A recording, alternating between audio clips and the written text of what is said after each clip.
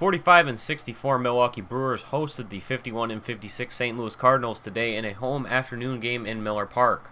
It was Adam Wainwright on the mound for the St. Louis Cardinals, their longtime ace, going up against Jonathan Villar in the bottom of the third with a 3-2 count, and he would take it just a little bit too far outside and end up walking him.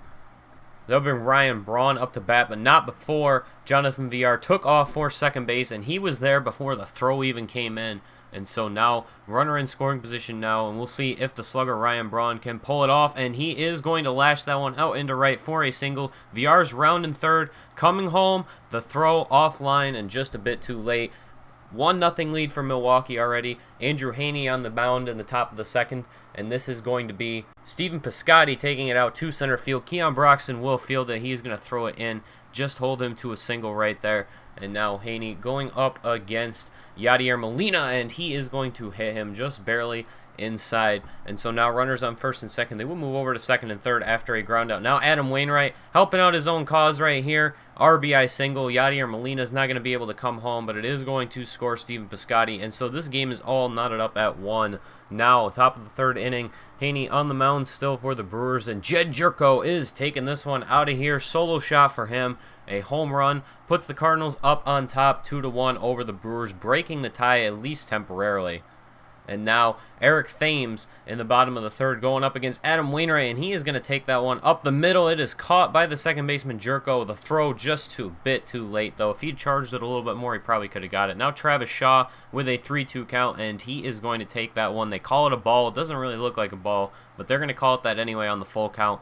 And he is going to draw a walk. And now Hernan Perez with runners on first and second. He lifts that one up deep. And wow, cannot believe, of all people who hit a home run, it was Hernan Perez in this game. And that is going to be a 3-run shot that puts the Brewers up on top 4-2, erasing their deficit completely. Now, the Cardinals are going to try to answer. Stephen Piscotty taking this one out deep. Not quite a home run, but it is going to go all the way to the fence. Keon Broxton fields it, holds him to a double. Does not allow him to get over to third base. And that is going to bring up Matt Adams, the first baseman. 1-1 count for him. Takes it up the middle. And this is going to be Keon Broxton coming in. The runner going for home. He throws it there. And the laser right on target. Piscotty is out at the plate. And it remains a 4-2 game in favor of the Milwaukee Brewers. And so now, runner on first, still 2 outs, and this is going to be Yadier Molina now drawing a walk, and Andrew Heaney kind of falling apart in this inning. Only gave up 2 runs up to this point. Now Colton Wong, and join him on the list with Hernan Perez of unlikely people who hit 3-run home runs in this game. And now the Cardinals are up on top 5-4. Now bottom of the 7th, we'll see if the Brewers can answer this one. Eric Thames, and that is going deep. And it is not quite a home run, but it is going to be over the glove of the center fielder, Dexter Fowler. And he almost went for 3 right there, ended up taking it back, and it's a good thing because he definitely would have been out over there.